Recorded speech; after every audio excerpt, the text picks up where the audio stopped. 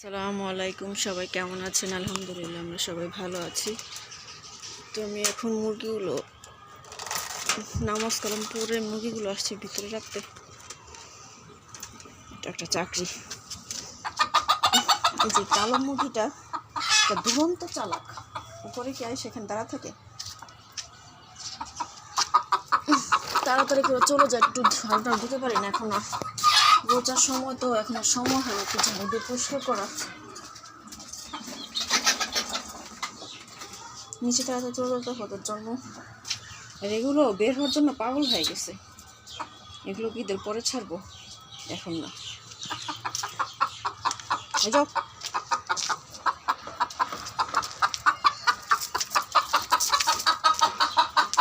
সব চলে যায়, কালোটা করে কি দাঁড়া থাকে।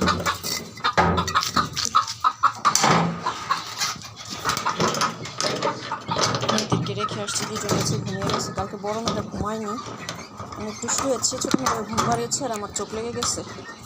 উঠে দেখি ও সিংয়ের থেকে সাবান নিয়ে তারপরে সাবানটাকে ভাঙছে, সারা সিং বসতে ভেঙে একবার ঘুরে দরজা আটকে গেছিলাম না, আমি দরজা খুলে ঘুমিয়ে পড়ছিলাম। দরজা লাগানো হয়নি, দরজা খুলে বের হয়ে গেছে। বের হয়ে এখনগুলো পড়ছে, উঠে দেখি তো কাজ করে মেয়েটা শুধু আঁকা আমার আঁকাম। এখন বেঁধে নি একটু। তো আজকের মুড়ির জন্য পুদিনা পাতা নিব না, আজকে মুড়ি বানাবো না। ছোটো মেয়েটার পেটটা খারাপ, পরশু দিন রাত দুপুর থেকে পেটটা খারাপ, তো ভাবছি ভালো হয়ে যাবে। কালকেও করেছে, আজকেও সকালে টয়লেট করে থাকবো। বাবা বলতেছিল থাক, মাদ্রাসায় যাওয়া লাগবে না, যে এখানে মেয়েদেরকে নিয়ে আসে আর এগুলো ছড়িয়ে ছিটে রাখে, পরে খুঁজে পায় না, আবার নিয়ে আসে, তারপর দেখা যায় কি আবার খুঁজে পায়। এখন কাজের জিনিস বাচ্চাদেরকে নিয়ে আসলে এরকম একটা অবস্থা হয়। বাবা তো কথা বললে শুনে না, বাবার ব্যাগটা ধুয়ে দিছি। এখন তার খাবার টাবার নেয় না, বাইরে থাকলে ধুলা পড়ে যাবে, এই জন্য ভাবি কি ধুয়ে দিই।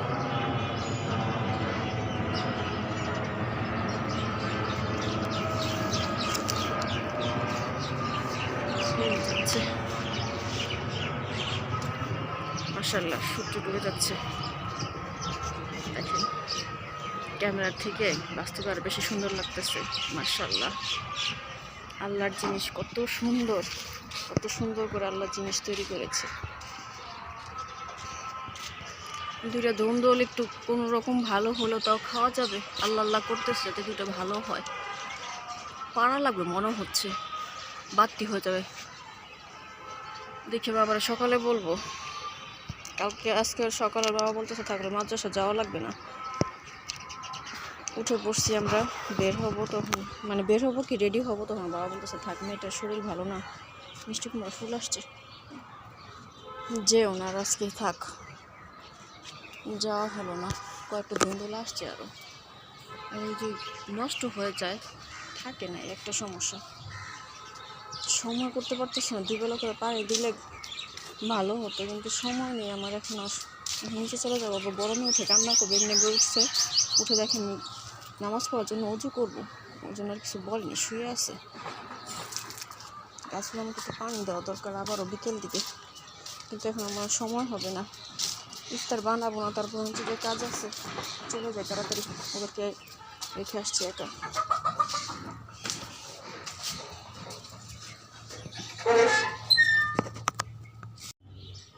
তো এখন আমি ইফতারের আয়োজন করবো। ইফতারের আয়োজন বলতে আমি আজকে ভাত রান্না করেছি, যে বললাম ছোটো মেয়ের জন্য আজকে ইফতার কিছু করবো না, যেরকমভাবে কপি রান্না করেছি, তরকারি ছিল ওটা বের করে গরম করেছি, মেয়েদেরকে ঝাল রান্না করে দিয়েছি,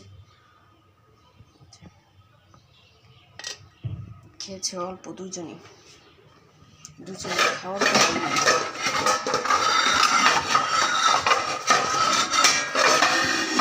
কালকে বাবা ভাবছে এসে যাবো, মাদ্রাসা যাবো, এই জন্য একটা পাউরুটি নিয়ে আসছে।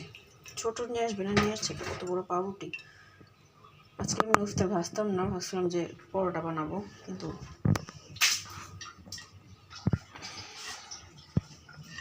দেখা যায় যে বাবা পাউরুটি নিয়ে আসছে, ওই পাউরুটি দেখি কী করে, পাউরুটিও খাওয়া লাগবে, লাইফ বেকারির তো। আবার ঝাল কিছু করে খাওয়া যাবে না, কারণ কি মাঝখানে মুরব্বা দেওয়া, একটু মিষ্টি মিষ্টি মুরব্বা দেওয়া তো, ঝাল করে কিছু খাওয়া যাবে না, একটা সমস্যা পড়ে। বলতেছে যে তুমি কালকে পাউরুটি নিয়ে আসছো তো, বড় নিয়ে আসছো কেন? আমি থাকি রোজা, 2 মেয়ে খাবে, তো ইফতারের পরে খেয়ে ফেলো। আর রাত্রে তো বাবা কিছু খায়নি, পাউরুটি খেয়েছে, একটু শরবত টরবত খেয়েছে। তখন ইফতারি করবো, আমি খেজুর বের করে নিই।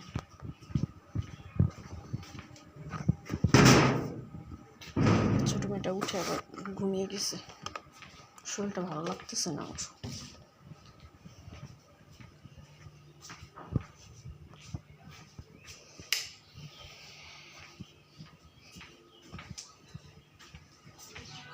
শুয়ে পড়ছে, আবার খেজুর ধুয়ে নেই, দেখেন খেলে সব রেখে দিছে, যেখানে যা পারে রেখে দেয়।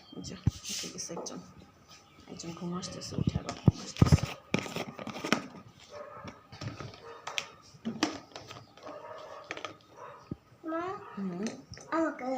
আচ্ছা ধুয়ে নেই, তারপরে দিব, ধুয়ে নেই। আমাদের বাসায় এরকম ইফতার মানে রোজার মধ্যে একদিন এক একটা দিন এক একটা করে, প্রতিদিন মুড়ি খায় না। একদিন মুড়ি মাখবে, একদিন খিচুড়ি রান্না করবে আম্মু, তারপরে একদিন বিরিয়ানি রান্না করে, তারপর একদিন পরোটা বানায়, মানে এক একদিন এক একটা করে খায়। আবার আমার বিয়ের আগে মানে সব একসাথে ইফতার করতাম, সেই দিনগুলো খুব মনে পড়ে। একটা সময় মেয়েদের সংসার হয়ে গেলে তখন আর একসাথে ইফতার আর করা হয় না। আমার মামার হাতে মুড়ি মাখানো আমি এখনও মিস করি।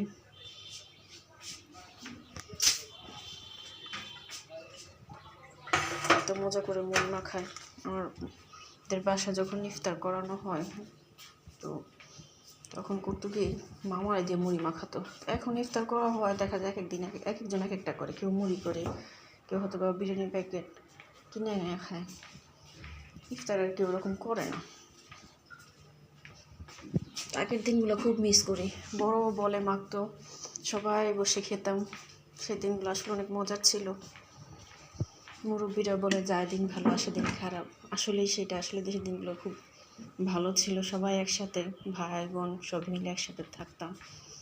তারপরে ফুপুদের বাসায়, দাদের বাসায় সবাই, চাচাতো ভাই বোন, ফুফাতো ভাই বোন, সেই দিনগুলো চলে গেছে কোথায়।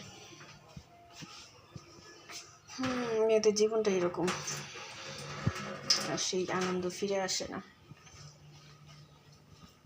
আমাদের মধ্যে আবার মামা খালাদের সাথে যেরকম সম্পর্ক, চাচা ফুপুদের সাথে ওরকম খুব ভালো সম্পর্ক। যাওয়ার জন্য বলে, কিন্তু দেখা যায় রোজার মধ্যে আর যাওয়া হয় না মেয়েদের। এখন এই বছর তো মেয়েদেরকে মাদ্রাসায় ভর্তি করেছি, আর তাছাড়া বাবা আসা তো রাত করে, এই জন্য আর যাওয়া হয় না আমার।